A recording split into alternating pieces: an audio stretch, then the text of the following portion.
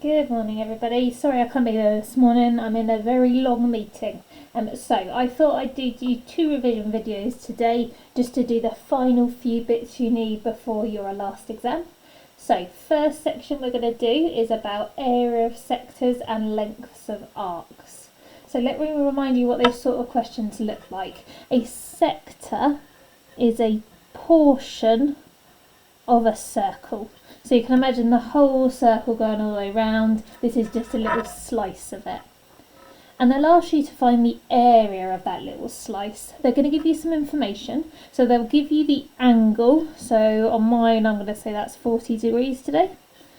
And then they're going to give you some information, probably about the radius, maybe about the diameter of the circle. So this one, I'm going to say that the radius is 6 centimetres. And then one thing they could ask then is, what is the area? And to find the area of this sector, you need to use a formula. And the formula is, you take the angle and you put it over 360.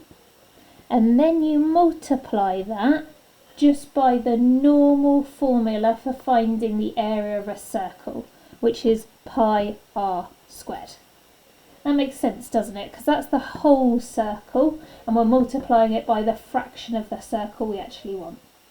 So in this question then, it's going to be 40 over 360 times by pi times by radius squared. And you type that all into your calculator using your fraction button, preferably. Where's my pi gone? Here we go. And that gives you approximately 12.57 centimetres squared for the area of that sector. Okay. Other things they could ask then, they might not want to know the area of it, they might want to know the length of the arc. So let's have the same question again. But this time we're looking for the length of the arc. Now remember, the arc is the portion of the circumference. So it's that curvy line there that we're trying to find the length of.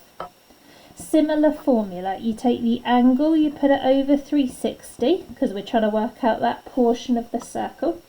But this time you multiply it by the formula for the circumference of the circle, which is pi times diameter. So for this question we're going to do 40 over 360 times by pi times by the diameter, which is going to be 12 if the radius is 6. So you type that in. I probably shouldn't have deleted what I did before, that would have made it easier. And you get approximately 4.19 centimetres, because that's the length of that arc there. So you could find the area, the space inside, you could find the length of the curvy arc, or the last thing they ask for is for you to find the perimeter of the whole sector. So let's have the same question again.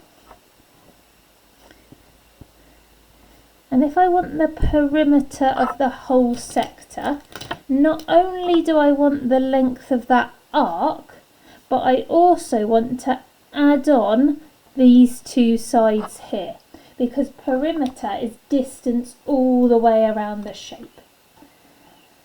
So I know some bits already. I know that the length of this arc is 4.19-ish, because I worked it out over here. So that's the length of that. And then I need to add on a 6, because that is that right hand side.